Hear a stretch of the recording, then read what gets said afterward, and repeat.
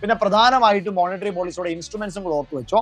CRR cash reserve ratio ആണ്, SLR statutory liquidity ratio ആണ്, bank rate, അതേപോലെ തന്നെ repo rate, reverse repo rate, SDF standing deposit facility, marginal standing deposit facility, open market operations ആണ്. ഇവിടെ ഒരു കാര്യം മാത്രം നിങ്ങൾ ഓർത്താൽ മതി മക്കളെ, മണി സപ്ലൈ കുറയ്ക്കാനാണെങ്കിൽ, മണി സപ്ലൈ കൂടി നിൽക്കുകയാണ്, മണി സപ്ലൈ കൂടി നിൽക്കുമ്പോൾ ആ മണി സപ്ലൈ കുറയ്ക്കാനാണെങ്കിൽ ഈ റേറ്റുകളെല്ലാം കൂട്ടണം. SLR കൂട്ടണം, CRR കൂട്ടണം, റീപ്പോ റേറ്റ് കൂട്ടണം, റിവേഴ്സ് റീപ്പോ റേറ്റ് കൂട്ടണം, SDF കൂട്ടണം, MSF കൂട്ടണം, എല്ലാ റേറ്റുകളും കൂട്ടണം. എല്ലാ റേറ്റുകളും കൂട്ടുമ്പോഴാണ് മണി സപ്ലൈ കുറയ്ക്കാൻ പറ്റുക. മണി സപ്ലൈ കൂടി നിൽക്കുകയാണ്, മണി സപ്ലൈ കുറയ്ക്കാൻ. ഓക്കെ അല്ലേ? ക്ലിയർ അല്ലേ? അതിനോടൊപ്പം തന്നെ ഓപ്പൺ മാർക്കറ്റ് ഓപ്പറേഷൻസ് ആയിട്ട് സെക്യൂരിറ്റീസ് അല്ലെങ്കിൽ ബോണ്ടുകൾ സെല്ല് ചെയ്യണോ ബൈ ചെയ്യണോ എന്നുള്ളതാണ്.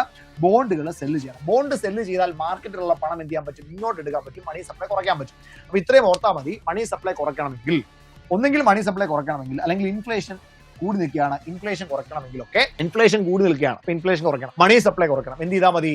CRR, SLR, bank rate, repo rate, reverse repo rate, SDF, MSF ഇതെല്ലാം കൂട്ടണം. ഓപ്പൺ മാർക്കറ്റ് ഓപ്പറേഷൻസ് സെല്ലും ചെയ്യണം. ഇനി നേരെ തിരിച്ച് മണി സപ്ലൈ കൂട്ടണമെങ്കിൽ, മണി സപ്ലൈ കുറഞ്ഞു നിൽക്കുകയാണ്, മണി സപ്ലൈ കൂട്ടണം. ഡിഫ്ലേഷൻ ആണ്, ഡിഫ്ലേഷനെ ഇൻഫ്ലേഷനിലേക്ക് അല്ലെങ്കിൽ കുറച്ചുകൂടി കൂട്ടിക്കൊണ്ടുവരണം. അതിന് CRR കുറയ്ക്കുക, SLR കുറയ്ക്കുക, ബാങ്ക് റേറ്റ് കുറയ്ക്കുക, റീപ്പോ റേറ്റ് കുറയ്ക്കുക, റിവേഴ്സ് റിപ്പോ റേറ്റ് കുറയ്ക്കുക, SDF കുറയ്ക്കുക, MSF കുറയ്ക്കുക. ഇതാണ് നോർമലി സംഭവിക്കുക. വേറെ ഒന്നും നിങ്ങൾ ഇതിനെക്കുറിച്ച് ചിന്തിക്കേണ്ട.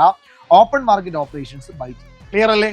ഇങ്ങനെ മാത്രം ഒന്ന് ഓർത്ത് നോക്കിയേ. ചോദ്യങ്ങൾ വരുന്ന സമയത്ത് ഈ രീതി മാത്രം അതിനെ കണ്ടാൽ മതി.